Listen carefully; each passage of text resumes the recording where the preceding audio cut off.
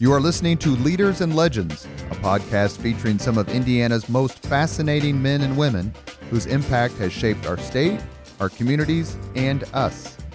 Join us as we discuss their imprint on our history. Leaders and Legends is brought to you by Veteran Strategies Incorporated, your local veteran business enterprise specializing in public relations, media relations, public outreach, crisis communications, and digital photography. My name is Robert Bain, Principal of Veteran Strategies, former Deputy Chief of Staff to Mayor Greg Ballard, and Communications Director for the Indiana Republican Party. I'm honored to be your host for our discussion. Thank you for joining us on the Leaders and Legends podcast. Our guests today are Professor Bill Blomquist, and I guarantee you're going to be a hell of a lot smarter after listening to him for the next few minutes. Without a doubt, the most intelligent man I ever met, by far, not close. Also, Kim Hood Jacobs, the widow of Congressman Andy Jacobs, and State Senator Louis Mahern making his third appearance on the Leaders and Legends podcast. You and Jim Scheller are neck and neck. Right. Congratulations on that. Punches your card. Thank you. Thank you. Is an audio only thing in appearance? It's audio only thing in appearance. We are at the McGinley's Golden Ace, the worldwide headquarters of the Leaders and Legends podcast, and we thank the family again for letting us come to hang out. The podcast today is a retrospective on the career of Congressman Andy Jacobs. We have done two other such podcasts, one on the career of Birch Bayh and one on the career of Richard Lugar. And even though Andy passed a few years ago and the others were more proximate, it would be remiss of us as a podcast that focuses right now on Indianapolis and its growth not to talk a little bit about this incredibly engaging, wonderfully friendly, proud Marine, storyteller, some more earthy than others. But we loved him and we missed him, and we're very grateful to have the three of you here today. Thank you. Thanks. Thanks for having us.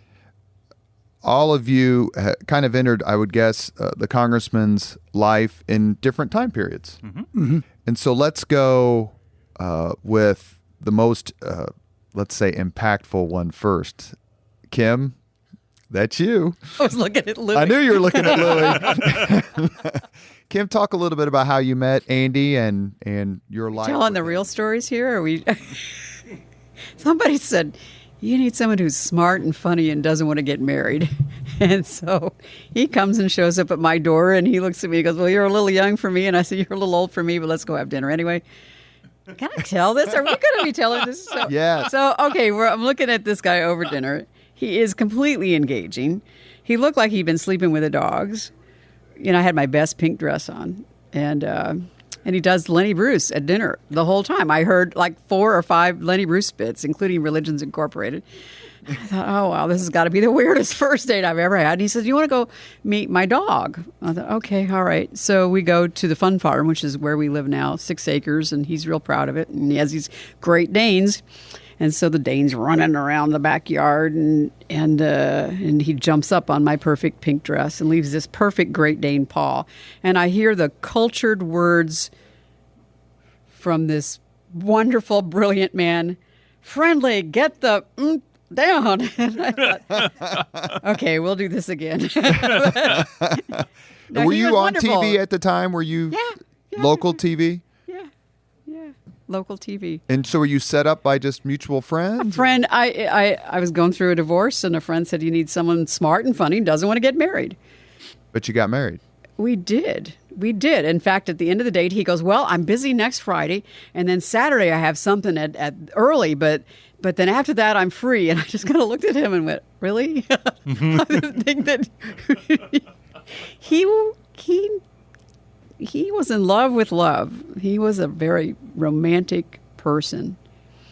He once got me a card.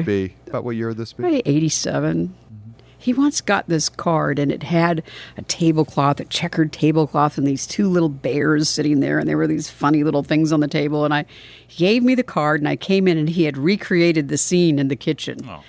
And best, you know, when you first start dating somebody, you go, oh, I don't know them very well, and I don't know what they're doing. And it was my birthday, and it was Sunday night, and he said, I need you to go to the corner and mail something. We'd had a big 4th of July party. I was born on the 5th of July, so we had a big house full of people, and he said, I need someone just to go mail this. And I'm like, it's Sunday.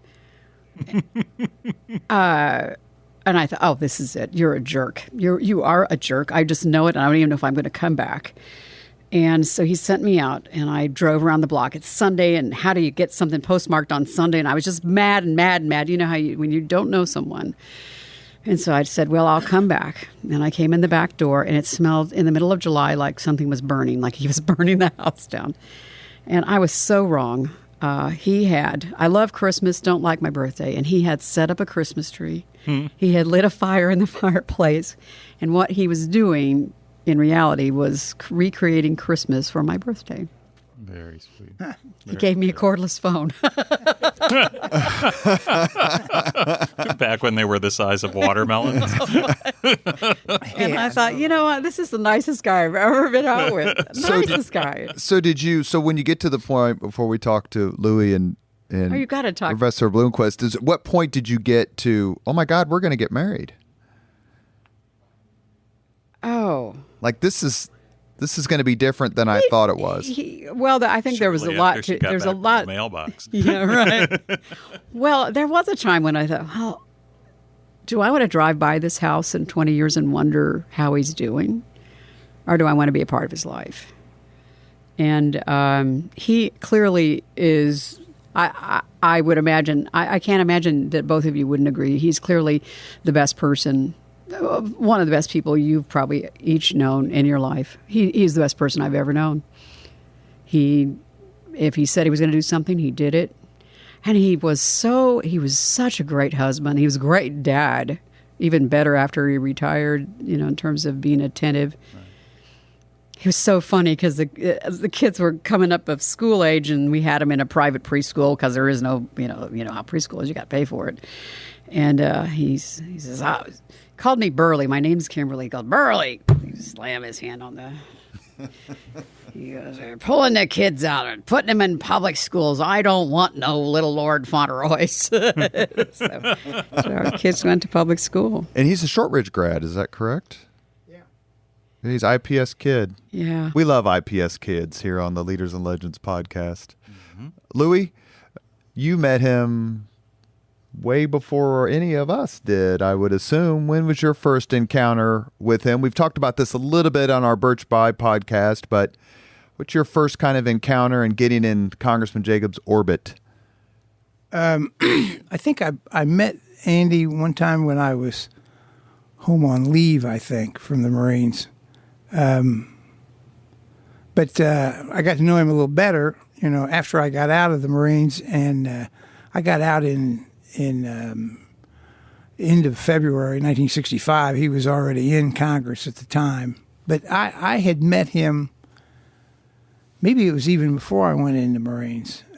Were you involved in politics, like in high school? Well, my family was very much involved in politics. And my uncle, Paul Cantwell, was Andy's first administrative assistant.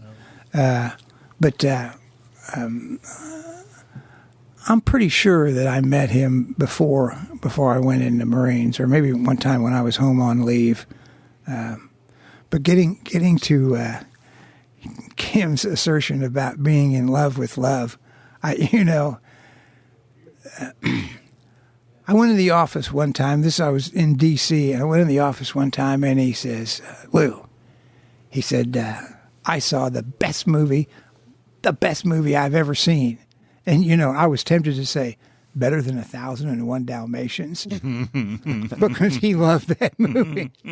And he said, this movie is just fantastic. The love story. Ryan O'Neal and Ally McGraw? Ally McGraw and Ryan O'Neal. Right. Melvin Douglas. Oh, yeah. And but he told me, oh, man, this is... And then when I saw it, I thought, it's a little schmaltzy for my taste, but he was in love with the whole notion of previous generations being in love. Yeah. How did you get to work for him? What strengthened the bonds besides, political involvement and that sort of thing? When I got out of the Marines in 1965, I told my mother when I was 11 that I wanted to be a politician.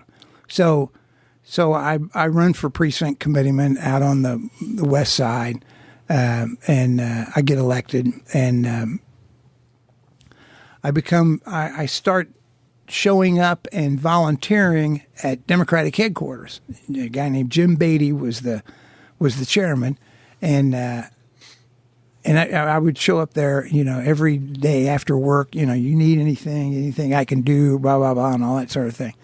And so at some point, Beatty says to Andy, this is like a few years later. This is in 1968, I think Jim Beatty prevailed upon Andy, why don't you hire this guy, blah, blah, blah, and all that, which Andy did. I think Andy hired me originally at the urgings of Jim Beatty. Was the Marine Corps connection? Because Andy Jacobs, probably the most famous Marine in modern Indianapolis history, I would guess.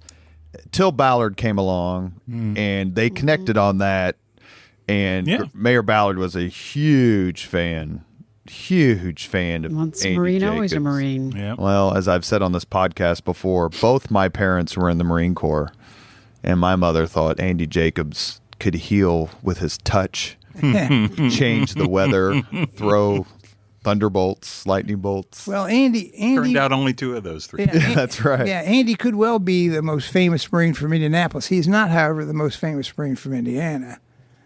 David M. Shoup, who was the commandant Shoup, when I was in the Marines. What's a famous quote? We're here to help each other and have a little fun before they put us 6 feet down. Oh, I don't know. Yeah, that's a David Shoup. I'm not. Yeah. All I know is Greg Ballard said the Army stood for ain't ready for Marines yet. Which he would say to me often as a proud Army kid. But did that make a difference? You'd been through that fire, and Congressman Jacobs famously was in the Korean War. We would talk about it every once in a while. And when he wanted me to do something, he would call me. My office was in the annex, which was like down the hall and around the corner. When I was in D.C. and. So he would call me up. Lou, can you come over here? And so I would go down to the office and everything, and he would tell me, I want you to do blah blah and blah, and then every once in a while he would say, and that's an order. Before we get to Bill Blomquist, what was he like to work for? You worked for Birch Bayh. You worked for Andy Jacobs. Right. Maybe compare the two a little bit. Well, if you're on a House of Representatives, you're on a representative staff, you're going to have a lot more face time. You're going to spend a lot more time with them. Your staff is not nearly as big. The district is not nearly as big. I think in the D.C. office, we may have had 5 people at the most on the staff in D.C. And on Senator Bayh's staff, there were probably 25 or 30 people. There were enough people on a U.S. Senate staff to actually form factions. But that balkanization. That was not the case on a representative staff. Last question: Did and I may have asked him this at lunch one time, but did Congressman Jacobs ever consider running for the Senate? No. I know he never would have run against. I'm going to guess he never would have run against Richard Lugar because of their friendship and mutual admiration. But he never thought, let me try to be. No, especially after they put him on the Ways and Means Committee, because he had the only Indiana person last century to be on Ways and Means, and he felt that it was too important to the city. I mean, they were building a city here, and they needed someone there. Mm-hmm. That makes sense. Yeah. And he didn't want to drive around the state. He didn't like that at all. No, that does make sense. Indiana's not very experience. big until you drive it. Yeah. Bill? Yes? You met him a little later in life. Did. I know he taught at IUPUI. Yeah, that was such a It's through your friendship that I got to meet him. I got to meet Andy just in time for him to stop being famous. Or that's not true. To stop being in the news on a regular basis is a better way of putting it. When he announced that he was retiring, that he was not going to run again in '96, that was when we met. So I got to know the former congressman, and my friend Andy was a dad and a husband and a dog lover and a movie buff and history nut and a history nut and all of those good things. And the fact that he had also served 30 years in the U.S. House of Representatives was kind of a bonus because it made for a lot of great stories. But I approached him through a colleague and friend, Pat McGeever, who was in the Department of Political Science at IUPUI and knew Andy. I didn't. And when Andy announced he wasn't going to run again, and Pat and I talked, I was the department chair, but pretty new at it. And Pat arranged for Andy and Pat and me to meet over lunch or a cup of coffee or something. I don't even remember the particulars of that, just so we could get introduced and we could have a conversation and sort of sound out the possibility. My desire was to have him come and teach for us. His wealth of great experience and huge benefit to our students. I didn't know him yet, but it was easy to see why this would be a really beneficial thing to have.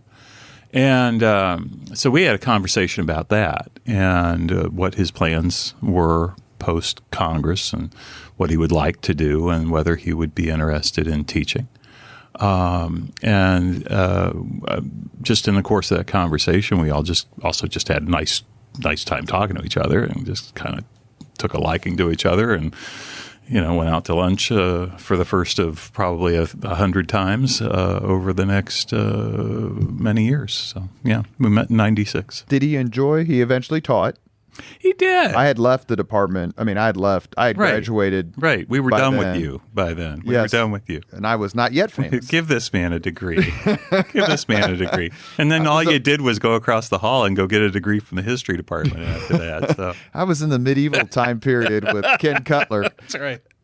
Did he enjoy teaching? Because it based on one of the things that was very interesting when you had lunch with Andy Jacobs. Don't budget an hour. That's a joke.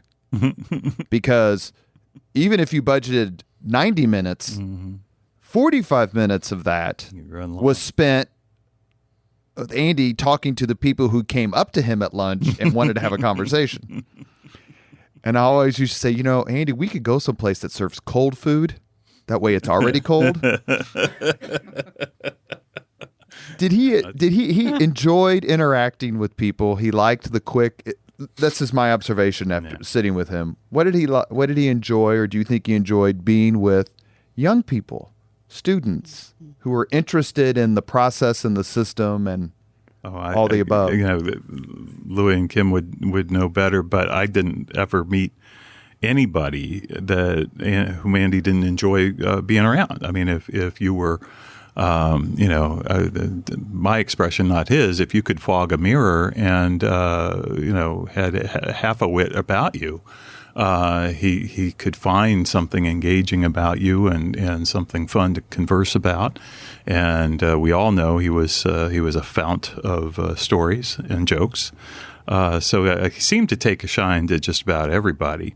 But he did like students in particular. And the thing that I want to share, if you don't mind my taking a couple of minutes, is the way he wanted to teach. We had an upper-level undergraduate course on Congress. All right, so, being the not very inventive, not very creative person, I thought, well, let's have Andy Jacobs teach our Congress course, which he did. God bless him, because he was nice. But he didn't particularly enjoy spending 15 weeks talking to undergraduate students about Congress. The thing that he liked teaching was the Intro to American Politics class, where it wasn't just about Congress. And more specifically, he had his own way of doing it. And I don't just mean he had his own way in that he was Andy and he had all this experience and great stories. He had his own idea of how to teach the class. And I'm going to bore your listeners for just a second to say that, the standard American politics course that's taught in college as an intro course is only and all about the national government. Here's the president, here's the Congress, here's the Supreme Court, here are political parties, here are interest groups, here are elections and campaigns. Done. And Andy just wanted to do it the other way around. And so the way we started the semester when Andy taught it was with precinct committee person, right? Because Andy had this theory, and you both will understand this, that if in a democracy where the citizen is sovereign and the sovereign is therefore the highest authority, that the office closest to the sovereign would be the most important office. The office closest to the citizen is precinct committee person. So based on this sort of philosophy, our students would get Intro to American Politics from Andy Jacobs, week 1, precinct committee person and vice committee person, and on up through the county chair and the entire, party organization built from the grassroots up. And then, your township, and then cities and towns, and then he was counties in the and so forth. State House, right? This was the State House of Representatives. This was the beauty of it, because Louis would have these stories, Kim would had these stories. He had been a Marion County Sheriff's deputy. He had county government stories. He'd been involved in party politics. He had party politics stories. He had been in the state legislature. He had state legislature stories. But the whole course was like no Intro to American Politics course any undergraduate student at IUPUI ever had before or since. Not only because Andy was teaching it, but because they started with the precinct committee person, and we ended up with Congress. We ended up with the president. By week 13, 14, 15 of the semester, we're finally getting around to the president, Congress, and the Supreme Court. And the most important week. The most important week. I knew it was that day because I would get up at 8 a.m. and I could smell popcorn. Exactly right. Right, he's in there popping popcorn. What Kim is remembering is that when we would get to Congress, it was movie week. Mm-hmm. And movie week specifically during those years was Eddie Murphy's movie, The Distinguished Gentleman. Which holds up pretty darn well, and which Andy just thought was hilarious, but also educational. And so we would have movie week, and he would bring in bags of popcorn and paper bowls and stuff like that. And the students would get popcorn, and we would show a movie. And it was like the highlight of the semester for him, especially for the students, for sure, for me too. And that was just a blast. He loved that movie. He did. He had the kids trained. He taught them all the lines. He memorized the lines. And, that's right. He'd take them out and go, say that one line, Bronco. That's right. Your kids. Oh, yes. yeah. Oh, yeah. Oh, yeah. Yeah, Kim and Andy's They kids have a very unconventional father. Right. They would have seen that movie 100 times. That and Around the World in 80 Days. There you go. Forget Love Story, man. Love Story was great, but The Distinguished Gentleman was education. Did he make you sit through? What was the one? What was He had so many favorites. the Quaker movie? Oh yeah, of course. Oh yeah, Friendly Persuasion. You saw that too? Oh my God! He was big into. Yeah. There was one quote in there, but and I can't remember, but the gist of it was when you argue with me or you're mean or nasty, you're not getting anywhere. But right. But when the orders me, Liza, when the orders me about, I am like putty in your hands. But when you yell and something like that, yeah. Well, my kid's favorite movie is Caddyshack, which is why my Wi-Fi name is Hey Wang. I will say, Distinguished Gentleman and probably Love Story and Friendly Persuasion, 3 movies that were in color, and that was not necessarily his favorite genre. No. But go ahead. Can I tell that one story about that? But I'll try to make it short. But so he had been invited to teach at the Harvard Kennedy Center after he retired. And I was telling Bill and Liza this the other day. And we trot over there, and our kids were first grade. So I got a list of schools, and they separate us. So I don't see them all day. And my vote really doesn't count. He's Anyway, we got back on the plane to come home, and he said, how was your day? And I wasn't really particularly happy about where the kids would have to go to school, but that was okay, you know. And he said, well, would you mind too much if we didn't do this? And I said, that'd be fine. He said, I just think that these kids over here, you know, they're straight A's, that's great, but they're lucky. They're lucky that they landed in this university. I want to go home and teach because our kids at home at IUPUI are just as lucky. They're just as hardworking, and I want to be there. And that's why we did not go there. Sounds like the Andy Jacobs I got to hang out with. That's right. Yeah. You are listening to Leaders and Legends, a podcast presented by Veteran Strategies, a local veteran public relations enterprise, and sponsored by Girl Scouts of Central Indiana, the Crown Plaza Union Station, and Grain Hall and Conference Center, and McAllister Machinery, your friendly neighborhood Caterpillar dealer. We are here with former State Senator Louis Mahern, with IUPUI Professor Bill Blomquist, and Kim Hood Jacobs, and we are chatting about the career and charming personality of Andy Jacobs Jr. One of the most interesting things that I learned in my lunches with him, which Professor Blomquist was there for almost all of them. I think I had one or two alone, which were mostly history lunches where we would fight and fuss in a good way. Is his relationship, and I think there was a real mutual admiration, and correct me if I'm wrong, with Bill Hudnut. They ran against each other in 72. Bill Hudnut won. They ran against each other in 74, and then Andy Jacobs won. And one of the most interesting things about the congressman's career is how he prospered and thrived in Indianapolis in the era of Unigov, when the Republicans were winning 8 consecutive mayoral elections, controlled the city county council, all the countywide officials. Yet Andy not only survived but thrived. Louis, how would you characterize that friendship, and how did Andy endure in that time period? Well, first of all, you know, when he was elected the first time in 1964, the legislature had not redistricted the congressional seats since the mid-1920s, I believe it was. And so Marion County, so the 11th district was all of Marion County. It was like the first or second largest congressional district in the country. They didn't redistrict after the census, all those? No, after all those years, yeah. Makes sense. Because they didn't have to? Well, Or they just were like, eh. Not until the Supreme Court Right. ruled that you have to redistrict, you know, after the census. And so they redistricted. You know, the Democrats got control of the legislature, both houses of the legislature for the first time since the 1930s. In 64. Yes, that's right. Big Democrat year. Yeah, huge Democratic year. And so Andy's district was Center Township and Wayne Township, and which was, you know, fairly Democratic. And so we went along, and then till the 1970 census. And in the 70 census, the district became most of Center Township, and then Warren Township and parts of Lawrence Township, which made it a little harder.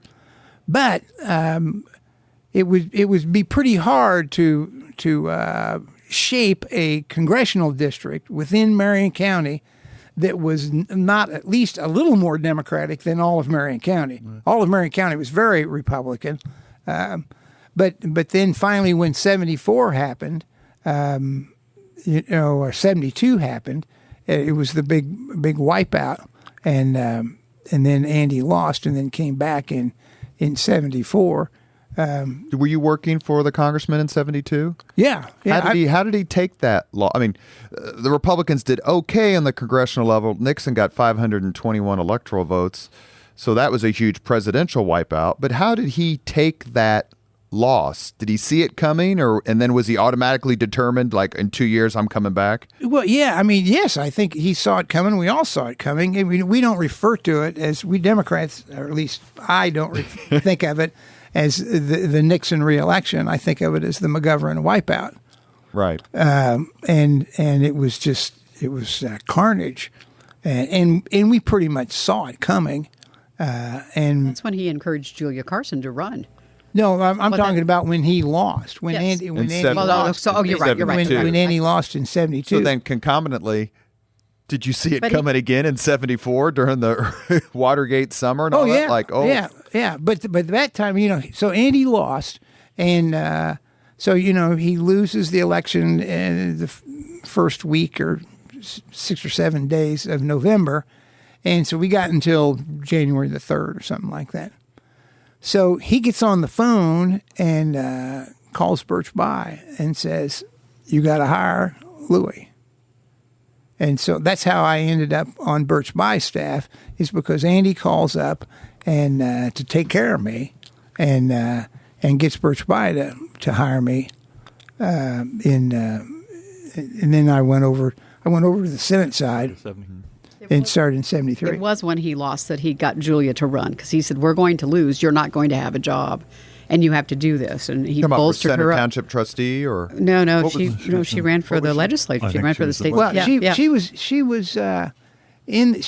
was elected to the legislature 'Cause he said, "We're going to lose. You need a job." in 72. She was elected. It was the first time we had 3-member seats, I think, and so she was elected in that Center City three-member seat in 72. The other thing is, and you'll remember this, that we leave out about, we don't want to leave this out. We need to know this, and we need to talk about this now. Because I don't know who started it, whether it was Bill Hudnut or whether it was Andy, but they saw each other at these events, these debates. They became friends, and they started writing together. I was going to ask you about that specifically. Was that 72 or 74? 72. 72. And they did it both in 72 and 74. They started writing together, and they became friends. And this is what I think we're missing so much today. We, for some reason, we've lost that ability to talk to each other. Well, and one of the points of the podcast is to bring people on together. And Louis did it with John Mutz, and Ed Tracy did it with Jim Kittle. I recorded one that hasn't been, maybe by this time will it be out, with Mike McDaniel and Robin Winston, who were chairman of their respective parties at the same time. And then I also recorded one with Mike O'Connor and Paul Okeson from different parties, but both served as chief of staff. That's a big part of it. And you know what? And I want to ask specifically about Hudnut, because we're getting ready to do a podcast about him. What did Andy think of his time as mayor? I mean, 16 years, transformative, all the things that happened. I mean, there's got to be some friction there every once in a while, right? That's just part of human nature. I just want to say I went to Bill's funeral, and one after the other, community leaders got up there and said if it weren't for their friendship, we wouldn't have the city we have today. And I can see that because Bill was mayor, Andy was on the Ways and Means Committee, and look what Bill did, and they needed each other. Yeah. I'm going to let you guys talk because you know more. I think Andy Jacobs thought Bill Hudnut was a pretty good mayor. Personally, I believe Bill Hudnut was probably the best mayor this city has had in my lifetime. And I think it made it a little easier that Bill Hudnut was not some raving right-wing goof. Bill Hudnut, this was back when there were moderate, dare I say, liberal Republicans. Mm-hmm. There were, at the same time, moderate and pretty conservative Southern Democrats. Oh, yeah. There were U.S. representatives from the Northeast, Republicans from the Northeast, that were pretty liberal. Mm. You had Brooke, the black senator, Republican from Ed Massachusetts. Brooke from Massachusetts, yeah. Bill Cohen from Maine. Yeah, a guy named Silvio Conte from Massachusetts in the House. So it certainly lubricated the friendship. The fact that Hudnut was not a raving conservative, supportive affirmative action. They wanted to build a good community. Mm-hmm. I think that's the thing. They had this common goal: let's build a great community. And as we mentioned before, Andy was IPS kid, went to Shortridge. Mm-hmm. He could see the transformation that was happening in his hometown, and your point about Ways and Means Committee is certainly very well taken. But before there was Bill Hudnut, there was Richard Lugar. Mm-hmm. What kind of relationship and friendship did they have? Because there are very few people. Can we tell that story? We can tell all stories. Okay. So Very few people who made Andy Jacobs smile Lugar unprompted did. like Senator Richard Lugar did. So Dick's running in the last election against he who shall not be named. But so Andy calls him up, and at that time, Andy spent the last 6 years of his life in bed. You all know this. He calls Dick up on the phone and goes, "Dick, I need a yard sign," because we're all worried. So, like, within 2 days, we have a yard sign in our front yard. We have a house that's in a pretty prominent place that gets a lot of traffic. Right. Dick calls him a week later. He goes, "Andy, would you take the yard sign out of your yard? I don't think it's helping." Yeah, because it was Republican primary. Oh, yeah. No, they had it. Well, and it was great. Our first baby was 11.5, and so the first time after he was born, he's all grown up now. He's a prosecutor, and he's running in the fifth. So, but I see Char Lugar, and yeah, he was 11.5, and she goes, "Oh, well, that's nothing. I had one 13.5." No. Oh my gosh! So no, they had a great relationship. Yeah. But when we'd have lunch with him, he would. Of course, I'm like a little kid, right? So I'm pinging. I want to know all these stories about all these people he talked to. Right. You were around him a lot more than I did. What were some of the other people, Republican and Democrat, who he admired and liked? I'm going to prompt you with one to get the ball rolling. Sure. George H.W. Bush. Oh yeah, no, he was very fond of Poppy Bush. Bush You can tell the 41. locker room nudity story if you like. I will let you tell that story. I'm not sure I remember it You well remember enough. what that was about, right? Yes, someone okay. could tell it. No, I'm not telling it. I'm not sure I remember it well enough to tell it. Maybe Louie knows. Anyway, no, he had very close friendships in the House, and some of them were Democrats and some of them were Republicans. And when you listened to Andy talk about his friends in the House, I would easily lose track of who had a D next to his name and who had an R next to his name. I can't remember right now, Kim. I'm sure you can, but Jim Corman, he was a prince. Yeah. I mean, Jim was one Jim of was those guys from California. Yeah. He represented Hollywood, and he was a kind of guy. He should have spent his whole life in Congress, but he went out of Congress that year that Jimmy Carter decided that I quit.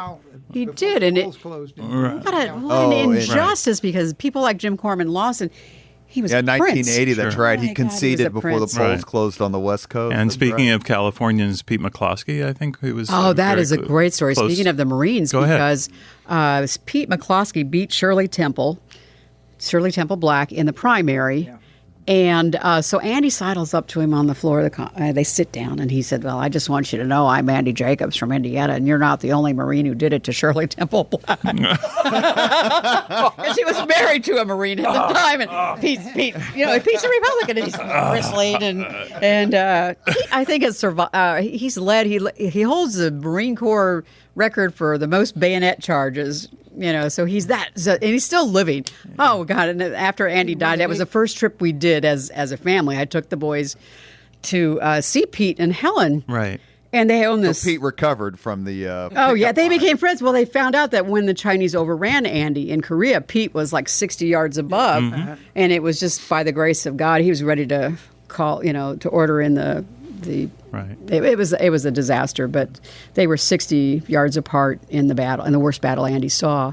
I'll tell you one more thing, and I'll shut up. But No, you're here for a we're reason. Out there, so we're out there, and I've Yeah. got these grown men now, and my husband has put all this, speaking of fertilizer in these boys, and they are great young men. I can't find them. We're supposed to leave Pete and Helen's that morning. They own an olive grove or whatever you want to call it, and couldn't find them. I said, Helen, where are the boys? We got to go. And Pete's got him out there. So I go out there, and Pete's got this gator, that Yeah. he's got them shoveling horse stuff, off the back. I'm looking at them. They are covered with it. Yeah. And I said, "What are you doing, guys? We're supposed to be, in San Francisco." And, Pete looks at me and goes, "I had to know they were Andy's boys." They loved him. They just loved him. That's right.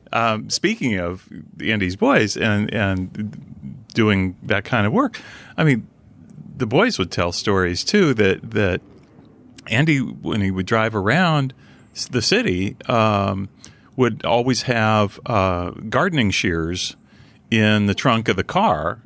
And if he drove past a sign, like a traffic sign, like a yield sign or that sort of thing, and it was occluded by bushes or overgrown, he'd pull over and stop the car. And, get out of the car, boys. You know what to do. This was your, this was your congressman at work, right? But that is a funny story. There, you should tell that story. And so the boys grew up with this ethic. One of the lessons I learned from Andy was not inclined to walk past a piece of litter on the sidewalk or on the floor. And what he would say about it was, well, I didn't put it there, but I would have left it there. You didn't put it there, but you left it there. Mm-hmm. I mean, same mentality that would, it wasn't my tree that overgrew the stop sign, but, the stop sign needs to be visible, potholes. So you get out and you had him out there filling potholes after dinner. We used to go out there and people would be yelling, get out of the street, and just keep working, boys, just keep working. So he raised them, and he was raised to have this sense of this is public service. Mm-hmm.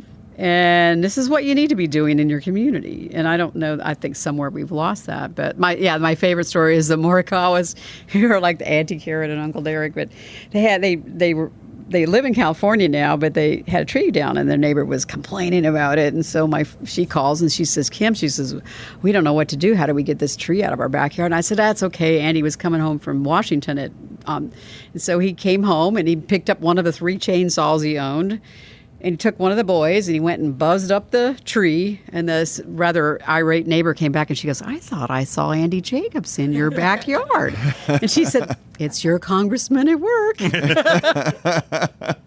He did. Very generous and public-spirited guy. We never, ever. We could be going somewhere and be in a time crunch and he would not pass a car on the road.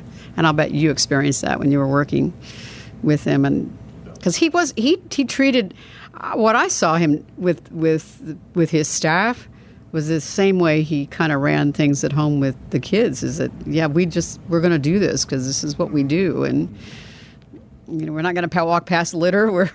You talk about being in cars. Andy. I mean, this is in 1968, 69, and he would not start the car until you put on your seatbelt. This was before seatbelt laws. This is before they were putting seatbelts in cars. But he had lap belts in him, and he would not start the car. That's how I got in the habit of wearing my seatbelt, was because Andy would not start the car until you put your seatbelt on. He was such a he was such a fanatic about this that the Batman was very popular. Very early on. And very early on in the Batman series, Andy writes a letter to whatever network that is and says, you've got to have Batman tell Robin when they get in the Batcar, put on your seatbelt. And goddamn, they did. They did. I mean, Adam West on safety first, Robin. It was like 3 or 4 months later, but there is Batman said, Robin, safety first. Safety first. Put on that seatbelt. Yeah. Let me mention three. That's a story that I had not heard. 3 influences on his life, and you guys can take it as you will. Andy Jacobs Sr., United States Marine Corps, and the Korean Peninsula. And Mrs. Andrew Jacobs Sr., absolutely. She was the smartest woman as I've ever known, and best woman I've ever known. And something of a stickler for grammar, if I recall correctly. Oh, yes, indeed. He developed a lot of vocabulary and manner of speaking by being corrected by his mom on a few occasions. These were people, like Mom was from Kentucky. She had 11 brothers and sisters, but she was She was brilliant, absolutely. Charter signers of the Indiana Civil Liberties Union during the McCarthy time. They were brave people who thirsted for justice. Just, Did he talk about his experiences in the war much? Well, only when he recounted that that they were overrun, but no, he didn't.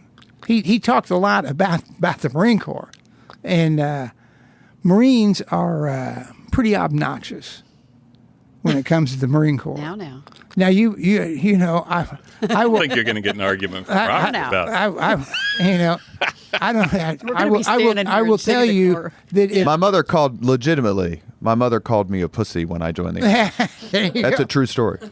Legitimately told me that. well, if you hear somebody talk about when I was in the service, they were in the Air Force or the Army, maybe the Navy, but you would never Marines, they say when I was in the Marine Corps. Mm-hmm. They would never say when I was in the service. They're like Notre Dame grads. The definition of the most From the Golden Age. yeah, the definition of the most obnoxious guy that you'd ever run into is a Marine, Notre Dame graduate from Texas who had recently had an operation.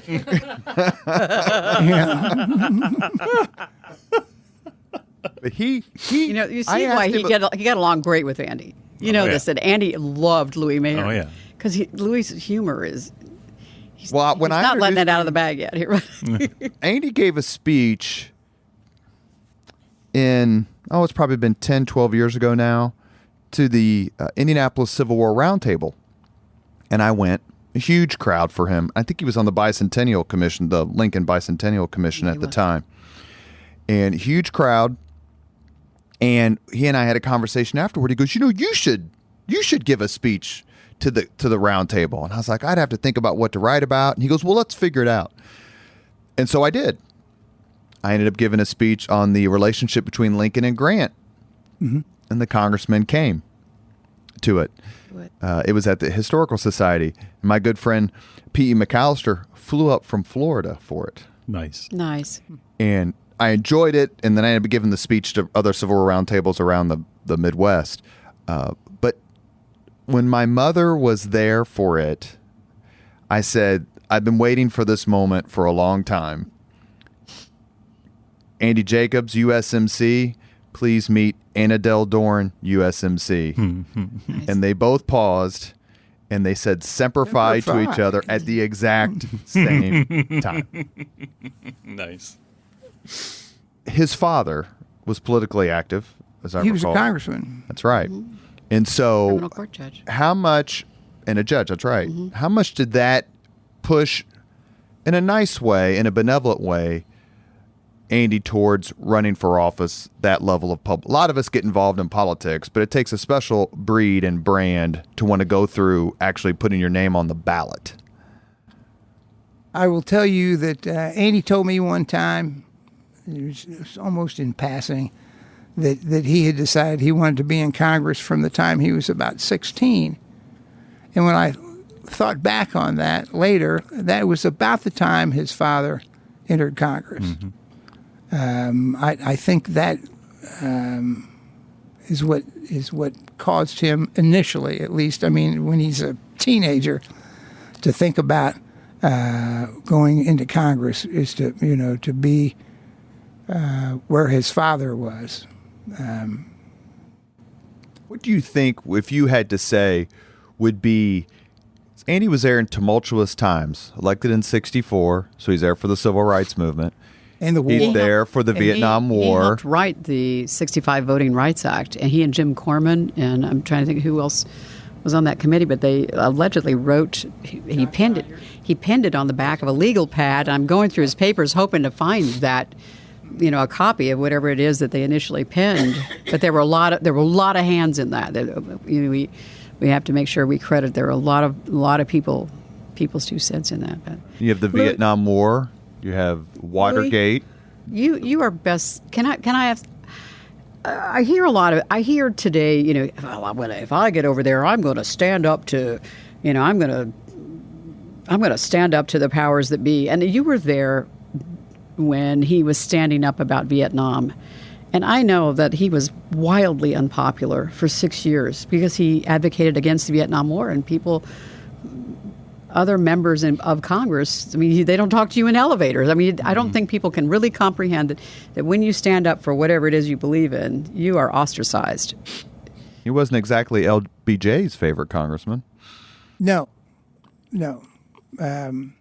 It's hard, isn't it? But I will tell you that he was insulated somewhat politically. He was insulated by being a Marine, and you couldn't say that he had not experienced it. You couldn't say that that he had not been in the service and all that. Let's not forget that Andy may have been the person, I don't know for sure, but may have been the person who coined the term chicken hawk.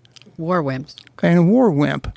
These were the people who advocated for the war, for the continuation of the war, for us to continue to send tens of thousands of more young men, primarily, into the maw of this war that ended up costing 55,000 American lives to no end.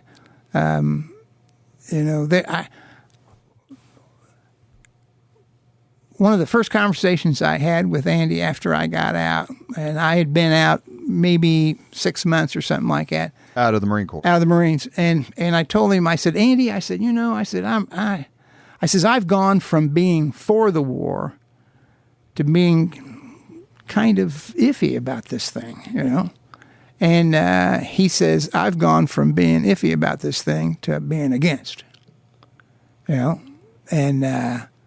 which kind of surprised me, and I think helped me, get over there as well. Well, and to Kim's point, I mean, looking back at Vietnam now and the war, you think that it was always a disaster. It was always unpopular. People were always rioting. But 64, 65, 66 was a different era in the conflict. Right. He traveled around the country with Al Lowenstein. Lowenstein, yeah. And I think slept in their cars. He was a member of Congress, but he was a peace advocate. Didn't believe we belonged in Vietnam. But here is they're sleeping in their car because they would be checking into a hotel. They'd be traveling around the country giving speeches against the war, and they wouldn't get a room in a hotel because people would recognize them. And so they slept in their cars. And is Andy the type of person to say, "I told you so"?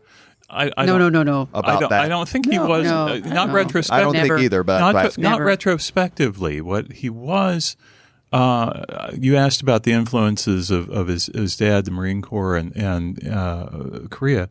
And the Marine Corps and Korea ended up being the same influence in a way, the two combined, because his experience in Korea helped him become an anti-war Marine. And that, is for a lot of people was a bit of a oxymoron, perhaps at times. But he was a fervently anti-war Marine. Well, don't forget, and I think it was partly the experience of his.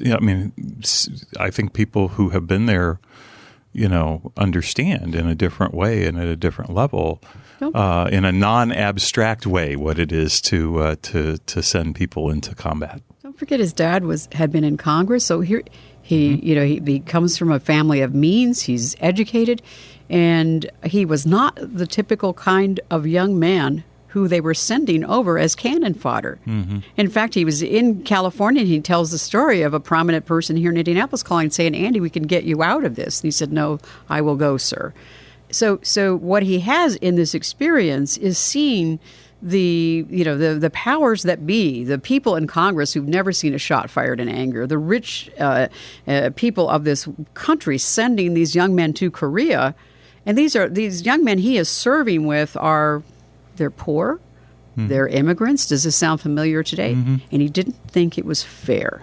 Right. And it's a lot of folks who rejoined the military after World War II because they didn't have anything else to do. Exactly. He had that rare view. And the other thing about Korea how many of us can even imagine the mortars coming around our heads? He couldn't go to 4th of July because he couldn't. Yeah. Yeah. Couldn't keep it together. How many of us can even imagine lying face down in the dirt while the Chinese are running over your soul and you're praying to God they don't see that you're still living? And that made him fearless. I remember we were sitting in the car with Pete Visklosky, and they were mad at him for some reason. They were going to take his committee chairmanship away. He goes, fine, do it. I don't care. He was fearless because he knew what bad really could be. And his time as an anti-Vietnam War, I'm going to say agitator, but that's maybe not the best word, Sure it does. served him well when it became clear that young men were dying for no real purpose. And so that's why I asked earlier, he never in my conversations, which obviously are just a fraction of what you three have had, he never looked at me and said, you know what, Robert, I was right. He never said that ever. Here's something else that, Louis, I don't know if you remember this, but when they shipped him over, they shipped them over on a privatized ship. And they didn't feed the boys, except they bring out the big tubs of mashed potatoes and they'd throw them a piece of bread because they didn't expect they would live. They didn't value them. So imagine how long it took them to get from Korea, from California. And that was he come back and he said he would pray. He said, God, I'll do you right. I'll say the rosary twice a day. And he did. He never broke that promise. And he said, I will fight against privatization because it's bad. He felt like he owed God something.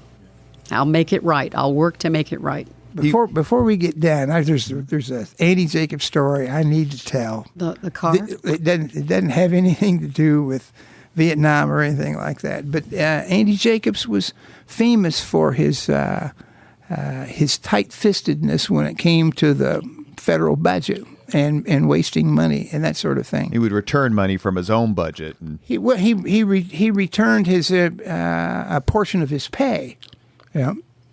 I was on the staff when he first did that, and I remember saying to him, "Are you nuts? What the hell are you doing?"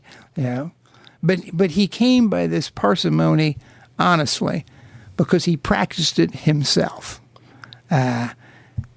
He called me into the office one day, and he said, and he's getting ready to leave, and he's got his suit jacket on. It's in the summertime.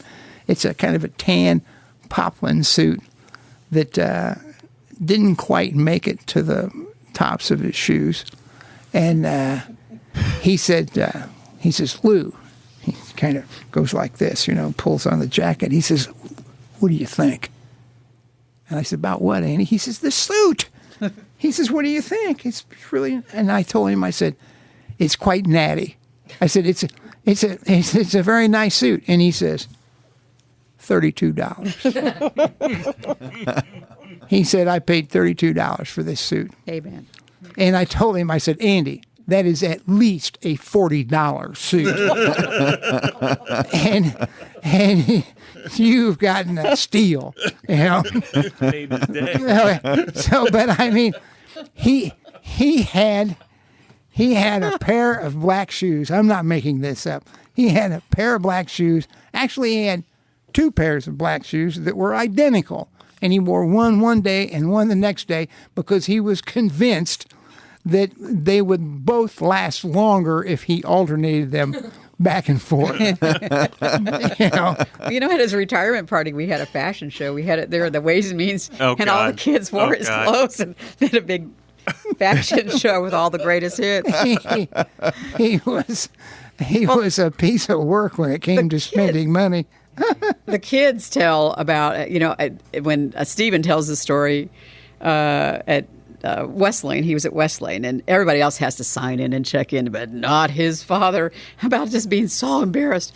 Andy would just go into whatever school they were in and just go right by. What room are they in? And they go, oh, this one, sir. And he tells about his dad throwing open the door in history class one time, Bronco! And he forgot your lunch. We got a few more minutes left, but I'd be remiss if I didn't ask about the relationship that Andy had with the Carson family, both Julia and Andre. How Julia- proud was he of Julia's service and the family's legacy here in basically the urban core in Marion County? Oh, I think he was extremely proud. I mean, he made no bones about who he was for when he retired. Right. That he was for Julia. But you have to know that when Julia worked in the office, she was 19 years old, fresh out of the foundry. And when Andy won, he said, I want an African-American working in my office. And so he went to Lloyd Wright's dad and said, who's big UAW, and said, who do you have? Well, and Jim Beatty tells the story about going to interview her. And she was so shy that she could barely lift her head up to talk with them. She would take care of my mother and father-in-law. She'd go there from the office. If he wasn't there, she'd check in on them. She was family. She never knew her own father, and my father-in-law said to her one time, I will be your father. And so he always referred to her as my little sister. Mm-hmm. And when I married Andy, Andre was maybe 12, 13 years old and would come to the house. And when he died, he said, we have two sons, but you look after him like he is ours. And I don't know, you probably have closer, more political things to tell, but he felt this kinship with them, and we all signed on. Mm-hmm. Last thought, Professor Blomquist. A genuinely kind person who was as generous with his time as he could possibly be, and I valued not only who he was as a public servant, but because he came into my life after that, I valued who he was as a friend, and I still do. You are listening to Leaders and Legends, a podcast presented by Veteran Strategies, a local veteran public relations enterprise, and sponsored by Girl Scouts of Central Indiana, the Crown Plaza Hotel and Grand Hall and Conference Center at Historic Union Station, and McAllister Machinery, your friendly neighborhood Caterpillar dealer. I will close with two quick stories. One is I asked him being Andy Jacobs, to sign my copy of the Keith Bulin biography. Mm. He signed it, Andy Jacobs, victim.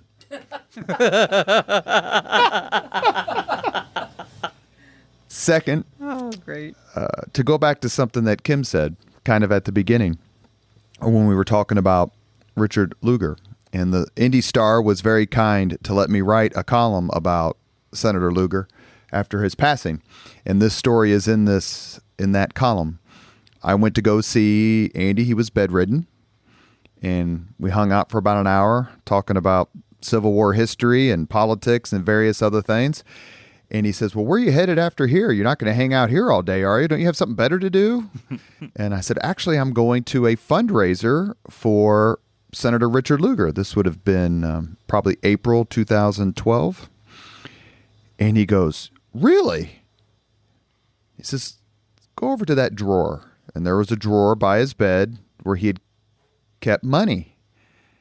And he says, hand it to me. And I did. And he peeled off a $20 bill. And he says, you give this to my friend Dick Lugar. You tell him it's from me. I said, okay. So I go to this fundraiser.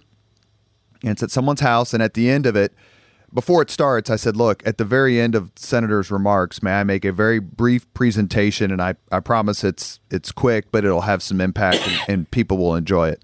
And the host said yes. Yes, so Richard Lugar finished, and the host said, Robert Vane would like to make a very quick presentation. And I said, Senator, I just came from the bedside of someone who wants to contribute, which is for him a substantial amount of money. And since if you knew anything about Senator Lugar or went to his memorial service, he wasn't exactly a free spender either. And Senator Lugar looked at me and goes, Robert, go ahead. And I pulled out a $20 bill and I said, please consider this a personal contribution from Andy Jacobs. And it is not an exaggeration to say that tears welled in the eyes of Richard Lugar at the kindness of his friend Andy Jacobs. Louis Mahern, Bill Blomquist, Kim Hood Jacobs, thank you very much It was an absolute blast. We love Andy Jacobs. We honor him. And this city and all of us who love it are better off because of his kindness, his stories, his generosity of intellect and spirit.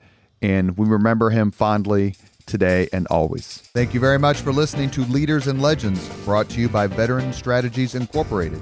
If you want to contact us about this program or our menu of public relations services, please send us an email at robert@veteranstrategies.com.